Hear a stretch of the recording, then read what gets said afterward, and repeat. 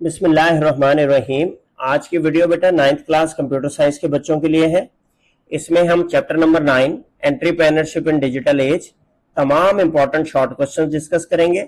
और short questions को बेटा ऐसे तरतीब दिया गया है कि इसी वीडियो में आपके लॉन्ग क्वेश्चंस भी कवर हो जाएंगे। ठीक है, हर क्वेश्चन को स्टेप बाय स्टेप पूरी डिटेल के साथ एक्सप्लेन किया गया है ताकि आपको पेपर की तैयारी में आसानी हो सके। चैप्टर नंबर 9 का बेटे आपके पास क्वेश्चन नंबर 1 है, डिफाइन एंटरप्रेन्योरशिप। एंटरप्रेन्योरशिप बेसिकली बेटा starting a new business, starting a new organisation. ठीक है, आप कोई नया कारोबार करते हैं लेकिन इसको बिजनेस क्यों नहीं कह रहे, एंटरप्रेन्योरशिप क्यों कह रहे हैं कि ऐसे तरीके से करें कि जिद्दत हो, उसमें नीड्स ऑफ द मार्केट पूरी करें, आइडिया आपका न्यू हो, रिस्क आपने लेना है, आपके जो कंपेटिटर पहले से मार्केट में मौजूद है उससे अच्छा आइडिया हो और सर्विस आपकी उससे भी बेहतर हो। तो लिहाजा डेफिनेशन में वो लिखता है बेटा, entrepreneurship is the process of starting a new business और ऑर्गेनाइजेशन। नया कारोबार शुरू करने के तरीके को एंटरप्रेन्योरशिप कहते हैं। It involve identifying a need in the market. सबसे पहले आपने मार्केट की जरूरत पता करनी है कि जो प्रोडक्ट आप बनाने जा रहे हैं उसकी मार्केट में डिमांड है या नहीं। Coming up with an idea to meet that need. फिर आप आइडिया जनरेट करेंगे कि लोगों की उस जरूरत को कैसे पूरा करना। And taking the risk to bring that idea to life.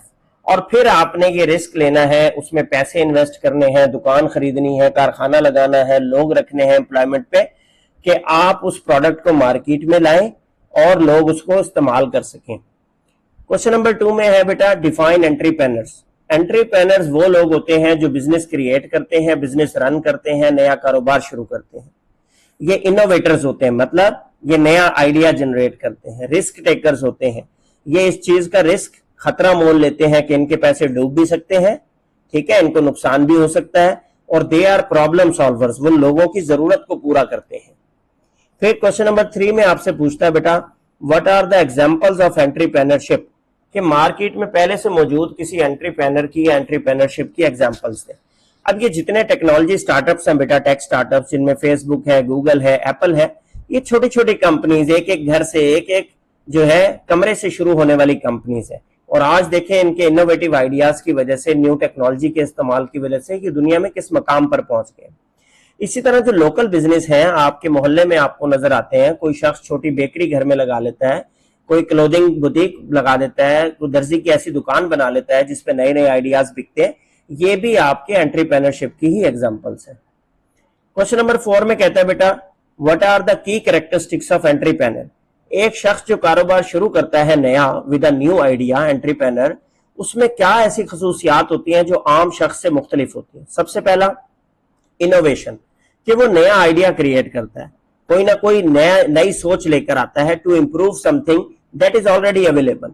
किसी ऐसी सर्विस के लिए, ऐसी प्रोडक्ट के लिए नया आइडिया लेकर आता है जो पहले भी मार्केट में मौजूद थी, लेकिन उससे उससे बेटर वर्जन बनाया। ठीक है, दूसरी उसकी मेन कैरेक्टरिस्टिक होती है रिस्क टेकिंग। जब आप कोई कारोबार शुरू करते हैं बेटा, तो आपको चांस लेना पड़ता है, आपको रिस्क लेना पड़ता है। ये पास भी हो सकता है, ये फेल भी हो सकता है। ठीक है, ये कामयाब भी हो सकता है, ये नाकाम भी हो सकता है बिजनेस।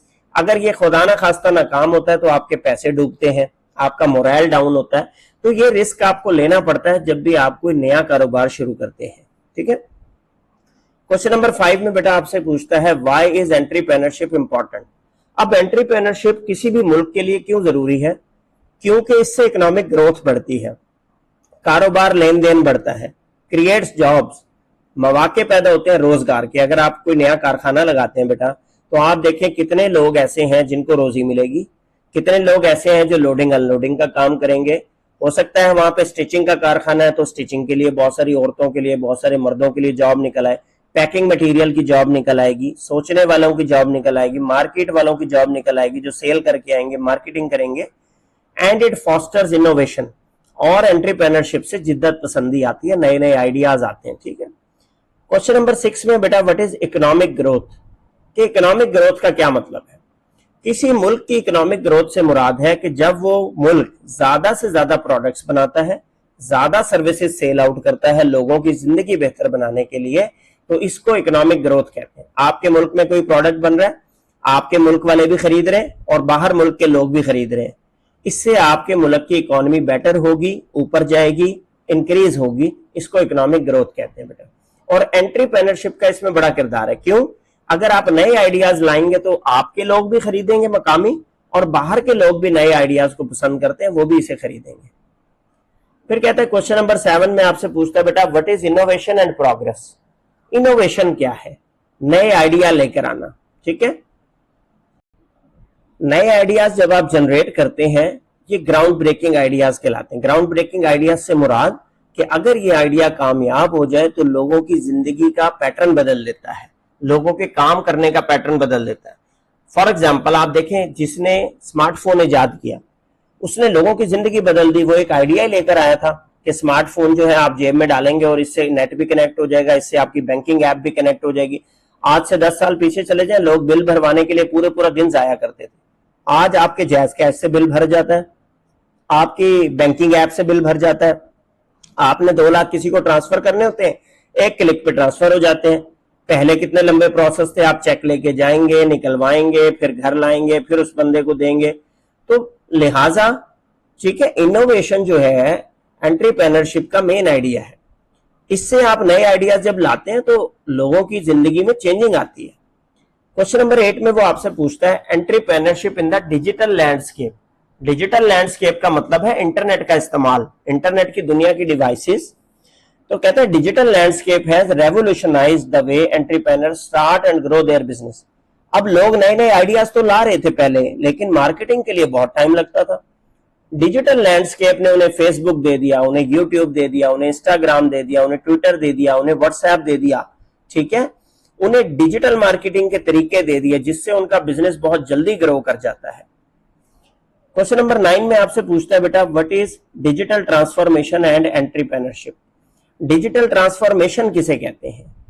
डिजिटल टेक्नोलॉजीज जो है एंटरप्रेन्योर्स को ऐसे टूल्स, ऐसे प्लेटफॉर्म प्रोवाइड करते हैं कि एंटरप्रेन्योर्स के जो बिजनेस ऑपरेशन है वो बड़े आसानी से हो जाते हैं, उनकी एफिशिएंसी इंक्रीज हो जाती है, उनकी रीच इंक्रीज हो जाती है, ग्लोबल ऑडियंस उनकी जो है प्रोडक्ट तक पहुंच पाती है। देखें, जैसे मैं एग्जांपल देता हूं आपको, आपके मोहल्ले में एक दुकान खुलती है, उसका अता पता सिर्फ उस मोहल्ले के लोगों को लगता है। लेकिन अगर एक डिजिटल दुकान खुलती है, इंटरनेट पे कोई दुकान खोलता है, फेसबुक पे अपना पेज बनाता है कंपनी का, तो आप देखें कि फेसबुक पूरी दुनिया में है, तो उसकी जो रीच है वो पूरी दुनिया की ऑडियंस में होगी। इसको ग्लोबल ऑडियंस कहते हैं। एग्जाम्पल के तौर पे वो लिखता है फर्स्ट सोशल मीडिया।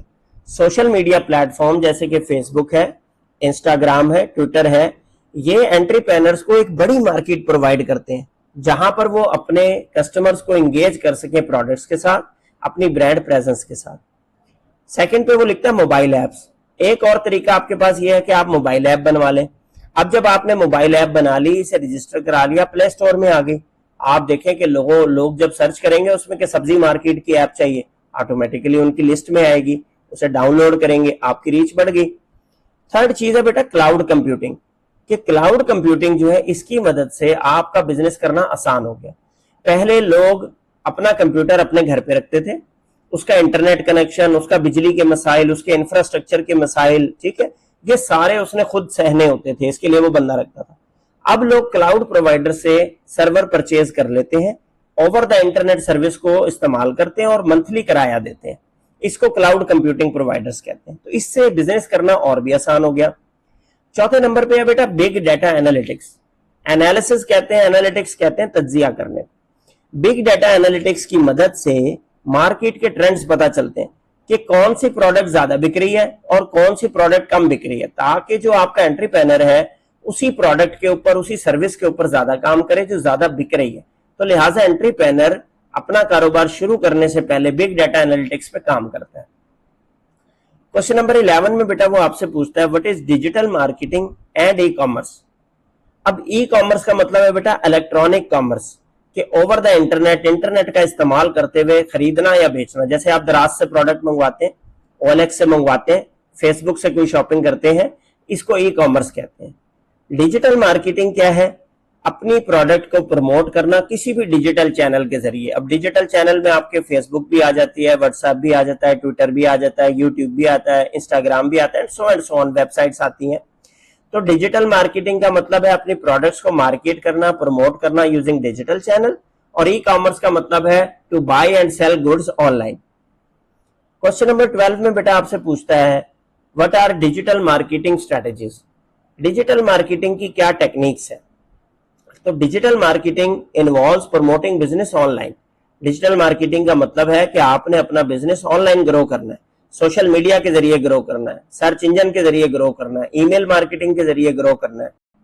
इसके लिए बेटा स्ट्रेटजीज में वो लिस्ट डाउन करता है। पहली एसईओ, सर्च इंजन ऑप्टिमाइजेशन, इसका बहुत दौर चल रहा है।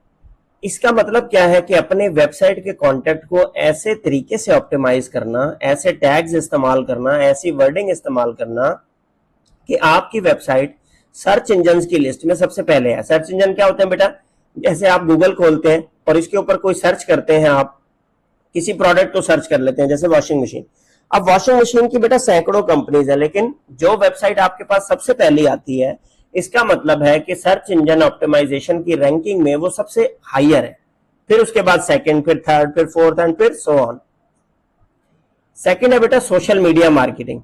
सोशल मीडिया प्लेटफॉर्म्स जो है उनको इस्तेमाल किया जाता है अपनी प्रोडक्ट को प्रमोट करने के लिए, जिसमें फेसबुक आ गया, व्हाट्सएप आ गया एंड सो ऑन बहुत सारे।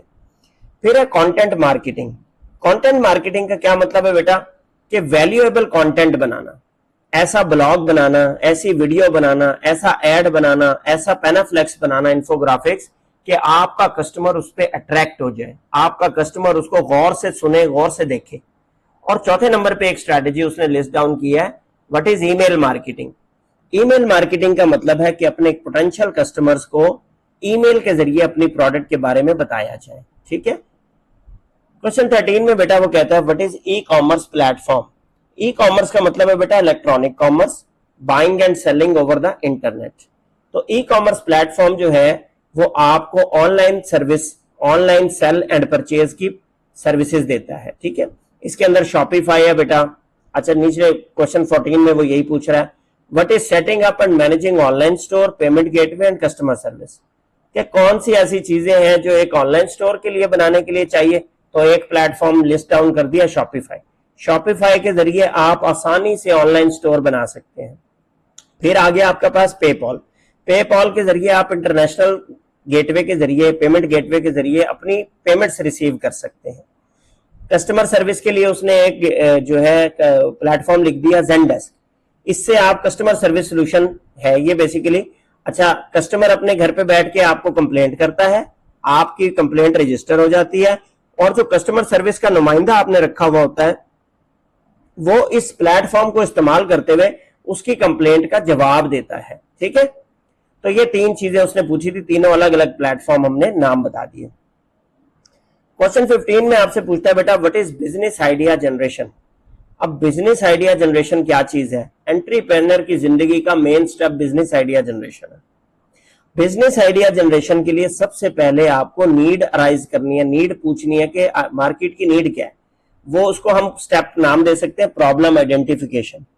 कि first you have to identify market needs and opportunity, कि मार्केट में किस प्रोडक्ट की जरूरत है, किस सर्विस की जरूरत है, किस चीज की अपॉर्चुनिटी मौजूद है कि मैं वो बिजनेस करूं और वो पिक हो जाएगा, वो लोग उसको क्या करेंगे, गेटअप करेंगे, उसको लेकर आगे चलेंगे, उसको एक्सेप्ट करेंगे। क्वेश्चन नंबर 16 में बेटा आपको कहता है what are techniques to identify market needs. अब मार्केट की जरूरियात को कैसे पहचाना जा सकता है। सबसे पहला सर्वे एंड क्वेश्चनेयर। सर्वे है बेटा अपने कस्टमर से फीडबैक लेना, collecting feedback directly from potential customer. अपने कस्टमर से फीडबैक कैसे ली जाती है, सर्वे के जरिए, क्वेश्चनेयर के जरिए। आप एक सवालनामा बनाते हैं बेटा, उसमें सवाल लिखते हैं जो आप पूछना चाहते हैं इंफॉर्मेशन, और जो आपका फीडबैक देने वाला शख्स है उनमें से सवालों के जवाब टिक करता है। इस तरह सर्वे करते हैं। दूसरी चीज है मार्केट रिसर्च। मार्केट रिसर्च ये है कि बेटा आप मुख्तलिफ टूल्स का इस्तेमाल करके या अपना एक्सपीरियंस इस्तेमाल करके, टाइम कंज्यूम करके मार्केट के ट्रेंड्स और कस्टमर बिहेवियर को पढ़ते हैं कि किस दुकान पे ज्यादा रश है, किस बिजनेस पे ज्यादा रश है, किस बिजनेस के प्रोडक्ट ज्यादा बिक रहे हैं और कौन सा प्रोडक्ट ज्यादा बिक रहा है। ठीक है। थर्ड चीज है बेटा ऑब्जर्वेशन, मुशाहिदा, watching how people interact with existing product, कि कौन सी पहले से मौजूद प्रोडक्ट लोग ज्यादा खरीद रहे हैं, कौन सी सर्विस में लोग इंटरेस्टेड है, ताकि आप भी उस सर्विस की तरफ सोचें। क्वेश्चन 17 में बेटा आपसे पूछता है वो what is creative problem solving. Creative problem solving या प्रॉब्लम सॉल्विंग में क्या फर्क है? क्रिएटिव प्रॉब्लम सॉल्विंग का मतलब है कि आपने प्रॉब्लम तो सॉल्व करना है, लेकिन इनोवेटिव थिंकिंग के जरिए, न्यू आइडिया के जरिए, ऐसे आइडिया के जरिए जो पहले लोग ना कर रहे हो। तो it use innovative idea, innovative thinking to develop solution to identified problem. जो मसला आपने हल करना है उसके लिए आप कोई ऐसा इनोवेटिव तरीका ढूंढे, उसको पसंद आए और पहले से वो ना चल रहा हो। क्वेश्चन नंबर 18 है बेटा आपके पास, what are creative problem solving methods. कि प्रॉब्लम सॉल्विंग मेथड में क्या ऐसी ब्रेनस्टॉर्मिंग, क्या डिजाइन थिंकिंग प्रोसेस ऐसा है जिसे हम क्रिएटिव कह सकें? तो it can be done through various method. इसके अंदर पहले डिजाइन थिंकिंग और दूसरा ब्रेनस्टॉर्मिंग आ जाता है, ठीक है। अप्लाइंग डिजाइन थिंकिंग मेथड में क्या है बेटा? डिजाइन थिंकिंग एक सोल्यूशन फोकस्ड अप्रोच है। अब सोल्यूशन फोकस्ड का मतलब क्या है? सोल्यूशन फोकस्ड का मतलब है कि आपके जो लोग हैं जिन्हें जरूरत है, जिन्हें नीड है, उनकी नीड को सबसे पहले आपने दिमाग में रखना है, अपने मुनाफे को सबसे पहले दिमाग में नहीं रखना। एम्पैथाइज इसका पहला स्टेप है कि जिस बंदे के लिए आप प्रोडक्ट बनाने जा रहे हैं उसकी जरूरत को पहले मद्देनजर रखें कि कैसे उसे कंफर्ट मिलेगी, कैसे उसका इशू सॉल्व होगा। Second, stating the problem to solve. आप अपनी प्रॉब्लम स्टेटमेंट डेवलप करें कि मसला क्या हल करना है। तीसरा, फिर रेंज ऑफ आइडियाज जनरेट करें, list down the range of ideas कि आप क्या क्या आपके पास पॉसिबल सॉल्यूशंस है उसके। चौथा है प्रोटोटाइप स्टेप। प्रोटोटाइप में आप सैंपल बनाते हैं अपनी प्रोडक्ट का, वो सैंपल आप कस्टमर को देते हैं, उसे कहते हैं आप इसे चेक करें, वो आपको फीडबैक देता है। उसको, उस प्रोसेस को कहते हैं testing, trying out prototype and gathering feedback. और अगर फीडबैक नेगेटिव आता है तो फिर आप अपने सैंपल को, अपने आइडिया को रीआइटरेट करते हैं, दोबारा से जनरेट करते हैं, ठीक है। फिर what is developing business plan. Business plan बेटा एक डॉक्यूमेंट है, ठीक है, जिसके अंदर आप अपने पूरे बिजनेस का समरी लिखते हैं। सबसे पहले एग्जेक्टिव समरी उसको कहते हैं। सक्सेस का रोड मैप लिखते हैं कि मैं ये बिजनेस, ये प्रोडक्ट कैसे बनाऊंगा, इसमें कितने पैसे डालूंगा, मेरा आइडिया क्या है, पोटेंशियल मुझे चैलेंजेस क्या आ सकते हैं, क्या प्रॉब्लम्स फेस हो सकते हैं, कैसे कैसे मैं अपने बिजनेस को ग्रो करूंगा, कैसे मुनाफा कमाऊंगा और कितना मुनाफा मुझे कमाना है, टीम कैसे रखूंगा, कितनी टीम रखूंगा, जगह कहां परचेज करूंगा, मेरी प्रोडक्ट क्या है जिसे बनाना है। ये सारी चीजें हम जिस डॉक्यूमेंट में लिखते हैं कारोबार शुरू करते हुए, इसको कहते हैं बेटा बिजनेस प्लान डॉक्यूमेंट। इस बिजनेस प्लान डॉक्यूमेंट से फायदा क्या होता है कि आप डी ट्रैक नहीं होते, आप अपने प्लान को एक जामे तरीके से एग्जीक्यूट करते हैं, ठीक है। क्वेश्चन नंबर 20 में बेटा वो आपको कहता है what is creating comprehensive business plan. तो वही बात दोबारा पूछ रहा है। A business plan is a detailed document that outline your business goals and strategies you will use to achieve them. कि एक ऐसा डॉक्यूमेंट जिसमें तमाम आपके बिजनेस के गोल्स, टारगेट्स, मकासद लिखे हों और वो तमाम स्ट्रेटजीज लिखी हो कि आप इस बिजनेस को कामयाब करने के लिए क्या क्या स्ट्रेटजी अपनाएंगे। क्वेश्चन 21 में आपसे पूछता है बेटा what are components of a business plan. एक अच्छा बिजनेस प्लान, एक जामे बिजनेस प्लान में क्या ऐसी की कंपोनेंट्स हैं जो इन्वॉल्व होने चाहिए। सबसे पहले बेटा मार्केट एनालिसिस। मार्केट एनालिसिस क्या है कि आप अपनी टारगेट मार्केट जहां आपने अपनी प्रोडक्ट बेचनी है उसके ऊपर रिसर्च करें, उसकी नीड्स के ऊपर रिसर्च करें, उसके पोटेंशियल कस्टमर्स को पहचानने की कोशिश करें कि आपकी मार्केट जहां आपने उसे बेचना है अपने, वहां पर कस्टमर इसको लाइक करेगा या नहीं करेगा। अगर इस तरह की कोई पहले प्रोडक्ट मौजूद है, क्या उसको लाइक किया जा रहा है या नहीं। सेकंड है बेटा रेवेन्यू मॉडल। रेवेन्यू मॉडल का मतलब है कि आप इनकम कैसे जनरेट करेंगे, आपने इसमें से मुनाफा कैसे कमाना है, जिसकी बुनियाद पर आप जो है क्या करेंगे, अपने इनकम मेथड को सीधा करेंगे, ठीक है। तो इसको रेवेन्यू मॉडल कहते हैं। क्वेश्चन नंबर 22 में बेटा आपसे पूछता है what is prototyping and iteration. Prototype मैंने आपको बताया बेटा कि अपने बिजनेस प्रोडक्ट का सैंपल बनाना, मॉडल बनाना। अब जब आपने मॉडल बनाया, सैंपल बनाया, तो उसको टेस्ट करने के लिए कस्टमर्स को दिया ताकि वो उस सर्विस को, उस प्रोडक्ट को टेस्ट करें और अपनी क्या दें, फीडबैक प्रोवाइड करें। अब जब वो फीडबैक प्रोवाइड करेंगे, अगर उसमें कुछ नेगेटिव पॉइंट्स होंगे, कुछ ऐसे पॉइंट्स होंगे जिन्हें इंप्रूव किया जा सकता है, तो आप अपनी प्रोडक्ट को रीआइटरेट करेंगे, दोबारा से बिजनेस आइडिया जनरेट करेंगे, अपने आइडिया को ठीक करेंगे, मॉडल को ठीक करेंगे। Prototype can be simple sketch. अब डिपेंड करता है आपका बिजनेस या प्रोडक्ट है क्या। ये कोई सादा सा नक्शा भी हो सकता है, कोई डिजिटल मॉडल भी हो सकता है, कोई ऐप भी हो सकती है, इवन फिजिकल सैंपल भी हो सकता है, ठीक है, किसी चीज का, जैसे बैग हो गया, शूज हो गया, एंड सो ऑन। क्वेश्चन 23 में बेटा आपसे पूछता है what is ethical and sustainable entrepreneurship. बड़ी इंपॉर्टेंट चीज है। एथिक्स का मतलब होता है बेटा इखलाकियात, और सस्टेनेबल का मतलब क्या होता है, ऐसा कारोबार कि जो आइंदा भी चलता रहे, आइंदा आने वाली नस्लों को कोई नुकसान ना पहुंचाए। तो लिहाजा वो लिखता है बेटा entrepreneurship is not just about making profit. Entrepreneurship का मतलब ये नहीं है कि जस्ट आप मुनाफा कमा रहे हैं। It is about conducting business in a way that is ethical and sustainable, कि आपका जो कारोबार है वो इखलाकियात से आरी ना हो और आने वाली फ्यूचर जनरेशंस के लिए कोई नुकसान पैदा ना कर रहा हो। क्वेश्चन 24 में बेटा वो आपसे पूछता है व्हाट इज एथिकल प्रैक्टिसेस। तो क्या ऐसे इखलाकियात हैं जो बिजनेस में हमें एंटरप्रेन्योरशिप में फॉलो करने हैं, ठीक है। Ethical practices in business ensure that a company operates in a way that is fair, कि आप जो है किसी का हक ना मारे। पहला, ट्रांसपेरेंट, शफाफ आपके रूल्स हो, ये ना हो कि आप धोखाधड़ी से लोगों को लूट रहे हो। And beneficial to all stakeholder, जितने भी लोग आपके बिजनेस के साथ जुड़े हुए हैं उन सब का फायदा हो रहा हो, चाहे वो मजदूर हैं, चाहे वो आपके मैनेजर्स हैं, चाहे वो आपके गेट कीपर्स हैं, चाहे वो आपके लोडिंग अनलोडिंग का स्टाफ है, कोई भी एम्प्लॉय है, ठीक है। उसमें इस कस्टमर भी हो सकते हैं, मुआशरा भी हो सकता है, और आपके एम्प्लॉयज भी हो सकते हैं। सबके साथ फायदे का अमल हो रहा हो, सबका फायदा हो रहा हो। क्वेश्चन 25 में वो कहता है बेटा व्हाट इज सस्टेनेबल ग्रोथ।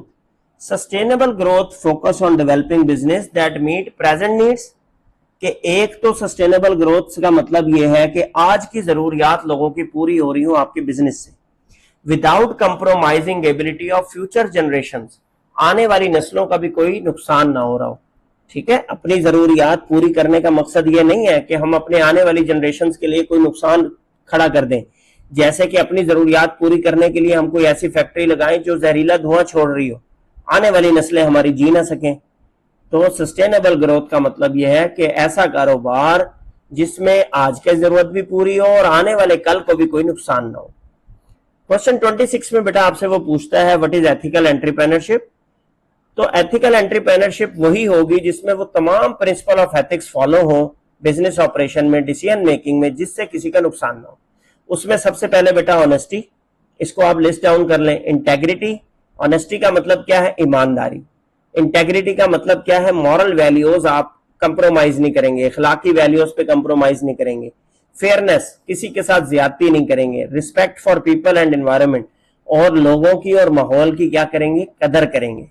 तो क्वेश्चन नंबर 27 में इन्हीं 4 पॉइंट्स को एक्सप्लेन किया गया है। Principle of ethics in business, honesty, कि आप ट्रुथफुल रहेंगे, ठीक है। Integrity, consistently with moral values, आप ठीक रहेंगे, ठीक है। अच्छा, फिर fairness, ensuring equal opportunities and fair treatment, और respect, valuing the rights and dignity for individuals, ठीक है। इस लाइन को बेटा काट दीजिएगा, text cuts off here at bottom of page, ये जो है लिखी गई थी जब नोट्स बना रहे थे, बहरहाल इसको आप इग्नोर कर दीजिएगा। क्वेश्चन नंबर 28 में है बेटा what is sustainable development goals. अब नेशंस ने, यूनाइटेड नेशन ने, जिसे हम अक़वाम मुत्तहिदा कहते हैं, 17 ऐसे आलमी मकासद बयान किए हैं जिन्हें SDGs कहा जाता है, सस्टेनेबल डेवलपमेंट गोल्स, ठीक है। किस काम के लिए, कि लोगों के सोशल, इकोनॉमिक और एनवायरमेंटल चैलेंजेस को क्या कर सके, कोप अप कर सके। ये जो SDGs हैं, जब आप बिजनेस शुरू करते हैं तो इनको आपने अलाइन करना है अपने बिजनेस के साथ, ताकि लोगों का नुकसान ना हो। अब क्वेश्चन 29 में वो एग्जाम्पल मांगता है आपसे, how can aligning business goals with SDGs, कैसे आप अपने बिजनेस के मकासद को SDGs के साथ अलाइन कर सकते हैं, सस्टेनेबल डेवलपमेंट मकासद के साथ। सोशल सस्टेनेबिलिटी क्या है, इंश्योरिंग फेयर लेबर प्रैक्टिसेस, मजदूरों का हक ना मारा जाए। प्रमोटिंग एजुकेशन, तालीम को प्रमोट किया जाए। सपोर्टिंग कम्युनिटी डेवलपमेंट, मुआशरे की ग्रोथ के लिए काम किया जाए, मुआशरे को डेवलप किया जाए, मुआशरा पीछे ना रह जाए, हमारे मुआशरे के लोग। सेकंड, एनवायरमेंटल सस्टेनेबिलिटी, कि माहौल खराब नहीं करना आपने, कार्बन फुटप्रिंट्स नहीं छोड़ने, धुआं नहीं छोड़ना। रिन्यूएबल एनर्जी सोर्सेज का इस्तेमाल करें, पानी का, सूरज का। मिनिमाइजिंग वेस्ट, कचरा कम से कम करें। तीसरा, इकोनॉमिक स्टेबिलिटी, जॉब्स क्रिएट करें, इनोवेशन लाएं, नई आइडियाज लाएं, इकोनॉमिक ग्रोथ में कंट्रीब्यूट करें अपने मुल्क की। तो ये बेटा वो इंपॉर्टेंट शॉर्ट क्वेश्चन थे जिन्हें करके आप इस चैप्टर से शॉर्ट भी कवर कर सकते हैं अपने पेपर का और लॉन्ग क्वेश्चन भी कवर कर सकते हैं। अगर आपका इसके बारे में कोई क्वेश्चन हो तो आप वीडियो के कमेंट सेक्शन में पूछ सकते हैं, इंशाल्लाह वहां इसे क्लियर कर देंगे।